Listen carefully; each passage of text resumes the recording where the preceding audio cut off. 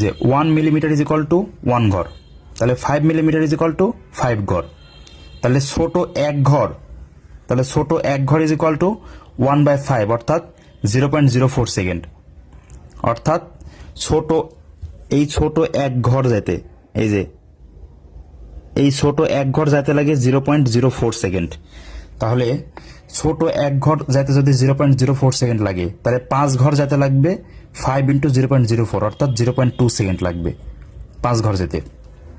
আচ্ছা, তাহলে একটা ইসিজি যদি 0.2 সেকেন্ডে 5 মিলিমিটার যায়, 5 ঘর মানে 5 মিলিমিটার, কারণ আমরা জানছি যে ছোট এক ঘর মানে 1 মিলিমিটার, তাহলে 5 ঘর মানে 5 মিলিমিটার, তাহলে 0.2 সেকেন্ডে যাচ্ছে 5 মিলিমিটার, তাহলে 1 সেকেন্ডে যাবে হচ্ছে 5/0.2 অর্থাৎ 25 মিলিমিটার। তাহলে ইসিজি প্রতি সেকেন্ডে 25 মিলিমিটার যায়।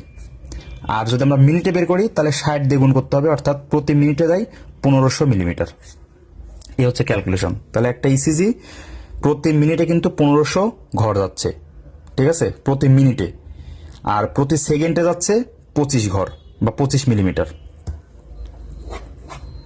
আচ্ছা, এইবার আমরা জানবো হচ্ছে হার্ট রেট কিভাবে ক্যালকুলেশন করতে হয়। একটা ইসিজি পেপার থেকে কিভাবে আমরা হার্ট রেট ক্যালকুলেশন করব। তো হার্ট রেট ক্যালকুলেশনের ক্ষেত্রে আমাদের দুইটা জিনিস মাথায় রাখতে হবে আগে, যে ইসিজি যে পেপারটা আছে সেটা আসলে মানে রেগুলার সাইনাস রিদম নাকি ইরেগুলার, ঠিক আছে, মানে রিদমটা রেগুলার নাকি ইরেগুলার এটা আগে আমাকে জানতে হবে। তো রিদমটা কি, আর ওয়েভ, এটা হচ্ছে আর ওয়েভ। এই দুইটার মাঝখানে যে কয়টা ঘর আছে, এই আর এবং এই আর এর মাঝখানে সেম ঘর আছে কিনা, এরকম প্রত্যেকটা আর ইন্টারভেল সেম যদি থাকে তাহলে সেটা হচ্ছে রেগুলার রিদম। আর যদি ঘর কম বেশি হয় তাহলে সেটা হচ্ছে ইরেগুলার রিদম, ঠিক আছে। তাহলে আমাদেরকে আগে জানতে হবে রেগুলার রিদম কিনা। তো যদি রেগুলার রিদম হয়, রেগুলার রিদম হইলে আমাকে 1500 divided by small square between R interval অথবা 300 divided by large square between R interval, যে কোনো একটাতে আমি করতে পারি, ঠিক আছে। তো আমার কাছে যে ইসিজিটা আছে এটা আসলে রেগুলার রিদমের না, এটা হচ্ছে ইরেগুলার রিদম।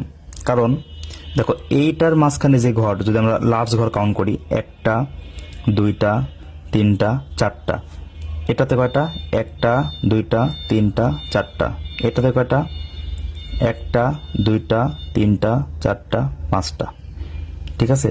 আবার এটাতে কয়টা, 1টা 2টা 3টা 4টা, মানে প্রায় 4.5টা আর কি। তাহলে এটা কিন্তু মানে রেগুলার রিদম না, ইরেগুলার রিদম, ঠিক আছে। তাহলে এটার ক্যালকুলেশন কিন্তু ভিন্ন। তো আমরা আগে রেগুলার রিদমের ক্যালকুলেশনটা শিখে নিই। তো আমি ধরে নিলাম এটা হচ্ছে রেগুলার রিদম, ধরে নিচ্ছি, কারণ আমার কাছে যেহেতু ইসিজি রেগুলার রিদমের নাই। তাহলে রেগুলার রিদমের ক্ষেত্রে আমার নিয়ম কি, ওপরে থাকবে হচ্ছে 1500, ওপরে থাকবে 1500 আর নিচে থাকবে হচ্ছে small square between R interval. তাহলে স্মল স্কোয়ার, তাহলে আর ইন্টারভেল মানে স্মল স্কোয়ার কয়টা আছে গুনতে হবে। যেমন এখানে 1টা 2টা 3টা 4টা 5টা 6টা 7টা 20 21টা আছে। তাহলে 1500 ডিভাইডেড বাই 21 ক্যালকুলেশন করলে যত আসবে তত হচ্ছে হার্ট রেট, অথবা 300 ডিভাইড বাই লার্জ স্কোয়ার। তাহলে 300 ডিভাইডেড বাই লার্জ স্কোয়ার কয়টা আছে, লার্জ স্কোয়ার আছে হচ্ছে 1টা 2টা 3টা 4টা, তাহলে 300/4 ক্যালকুলেশন করলে যত আসবে তত হচ্ছে হার্ট রেট। এটা হচ্ছে রেগুলার রিদমের ক্ষেত্রে, ঠিক আছে। আর যদি ইরেগুলার রিদম হয় তাহলে আমরা এখানে কিন্তু পাইছি ইরেগুলার রিদম, ঠিক আছে। তাহলে ইরেগুলার রিদমের ক্ষেত্রে নিয়ম কি, আমাকে কিউআরএস কমপ্লেক্স কাউন্ট করতে হবে ইন 6 সেকেন্ড, ঠিক আছে। 6 সেকেন্ডের মধ্যে যতগুলা কিউআরএস কমপ্লেক্স আছে। এখন 6 সেকেন্ডে কিভাবে, এটা তো আমরা কিভাবে ক্যালকুলেশন করবো, তাহলে আমাদের ঘর অনুযায়ী ক্যালকুলেশন করতে হবে। তাহলে 1 সেকেন্ডে ইসিজি যাবে 25 মিলিমিটার, আমরা যদি তাহলে 6 সেকেন্ডে যাই 150 মিলিমিটার, তাহলে 150 মিলিমিটার মানে 150 ডিভাইডেড 5 লার্জ স্কোয়ার, অর্থাৎ 30টা লার্জ স্কোয়ার আমাকে কাউন্ট করতে হবে।